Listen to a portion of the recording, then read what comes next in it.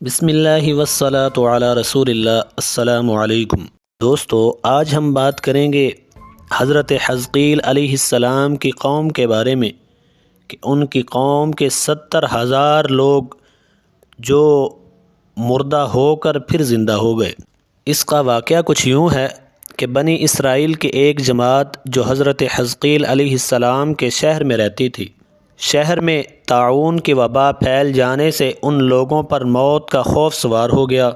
اور یہ لوگ موت کے ڈر سے سب کے سب شہر چھوڑ کر ایک جنگل میں بھاگ گئے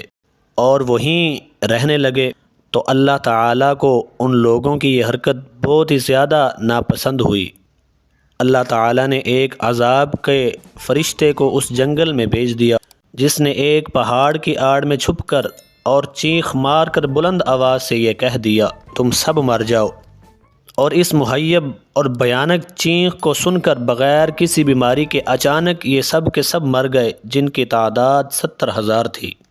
ان مردوں کی تعداد اس قدر زیادہ تھی کہ لوگ ان کے کفن اور دفن کا کوئی انتظام نہ کر سکے، اور ان مردوں کی لاشیں کھلے میدان میں بے گور و کفن 8 دن تک پڑی پڑی سڑنے لگیں، اور بے انتہا تعفن اور بدبو سے پورے جنگل میں بلکہ اس کے اطراف میں بھی بو پیدا ہو گئی۔ کچھ لوگوں نے ان کی لاشوں پر رحم کھا کر چاروں طرف دیوار اٹھا دی تاکہ یہ لاشیں درندوں سے محفوظ رہیں۔ کچھ دنوں بعد حضرت حزقیل علیہ السلام کا اس جنگل میں ان لاشوں کے پاس سے گزر ہوا تو اپنی قوم کے 70,000 انسانوں کی اس موت ناگہانی اور بے گور و کفن لاشوں کی فراوانی دیکھ کر رنج و غم سے دل بھر آیا، اور آپ دیدہ ہو گئے اور اللہ کی بارگاہ میں دکھ بھرے دل سے گڑ گڑا کر دعا مانگنے لگے، یا اللہ، یہ میری قوم کے افراد تھے جو اپنی نادانی سے یہ غلطی کر بیٹھے کہ موت کے ڈر سے شہر چھوڑ کر جنگل میں آ گئے۔ یہ سب میرے شہر کے باشندے ہیں، ان لوگوں سے مجھے انس تھا اور یہ لوگ میرے دکھ سکھ میں شریک رہتے تھے۔ افسوس کہ میری قوم ہلاک ہو گئی اور میں بالکل اکیلا رہ گیا۔ اے میرے رب، یہ وہ قوم تھی جو تیری حمد کرتی تھی اور تیری توحید کا اعلان کرتی تھی اور تیری کبریائی کا خطبہ پڑھتی تھی۔ آپ بڑے سوز دل کے ساتھ دعا میں مشغول تھے کہ اچانک آپ پر وحی اتر پڑی کہ اے حزقیل علیہ السلام، آپ ان بکھری ہوئی ہڈیوں سے فرما دیجئے، اے ہڈیو، بے شک اللہ تعالیٰ تم کو حکم فرماتا ہے کہ تم اکٹھا ہو جاؤ۔ یہ سن کر بکھری ہوئی ہڈیوں میں حرکت پیدا ہوئی اور ہر آدمی کی ہڈیاں جمع ہو کر ہڈیوں کے ڈھانچے بن گئے۔ پھر یہ آواز آئی، اے حزقیل، آپ فرما دیجئے کہ اے ہڈیو، تم کو اللہ تعالیٰ کا یہ حکم ہے کہ تم گوشت پہن لو۔ یہ کلام سنتے ہی فوراً ہڈیوں کے ڈھانچوں پر گوشت پوست چڑھ گیا۔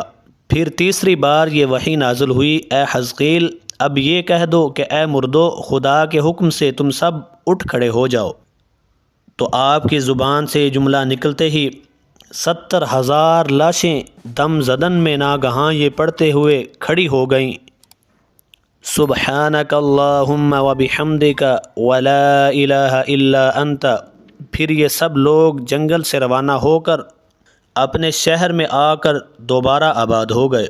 اور اپنی عمروں کی مدت بھر زندہ رہے، لیکن ان لوگوں پر اس موت کا اتنا نشان باقی رہ گیا، ان کے اور ان کی اولاد کے جسموں سے سڑی ہوئی لاشوں کی بدبو برابر آتی رہی، اور یہ لوگ جو کپڑا پہنتے وہ کفن کی صورت میں ہو جاتا تھا، اور قبر میں جس طرح کفن میلا ہو جاتا ہے ایسا ہی میلا پن ان کے کپڑوں پر نمودار ہو جاتا تھا۔ یہ اثرات آج تک ان یہودیوں میں پائے جاتے ہیں جو ان لوگوں کی نسل سے باقی رہ گئے ہیں۔ معزز سامعین، بنی اسرائیل کے اس محیر العقول واقعہ سے ہمیں یہ سبق ملتا ہے کہ آدمی موت کے ڈر سے بھاگ کر اپنی جان نہیں بچا سکتا، لہٰذا موت سے بھاگنا بالکل ہی بیکار ہے۔ اللہ تعالیٰ نے جو موت مقدر فرما دی ہے وہ اپنے وقت پر ضرور آئے گی، نہ ایک سیکنڈ اپنے وقت سے پہلے آ سکتی ہے اور نہ ہی ایک سیکنڈ بعد میں آئے گی، لہٰذا بندوں کو لازم ہے کہ رضائے الہی پر راضی رہ کر صابر و شاکر رہیں، اور خواہ کتنی ہی وبا پھیلے، چاہے وہ کورونا کی وبا ہو یا اس کے علاوہ کوئی وبا بھی ہو وہ بڑے اطمینان اور سکون کا دامن اپنے ہاتھ سے نہ چھوڑے، اور یقین رکھیں کہ جب تک میری موت نہ آئے گی نہ مجھے کوئی مار سکتا ہے، نہ ہرگز میں مر سکتا ہوں۔ امید کرتا ہوں کہ آج کی ویڈیو آپ کو بہت ہی اچھی لگی ہوگی۔ ہماری حوصلہ افزائی کے لیے ہمارے چینل کو سبسکرائب کر دیجئے اور اپنی دعاؤں میں یاد رکھیے۔ جزاک اللہ۔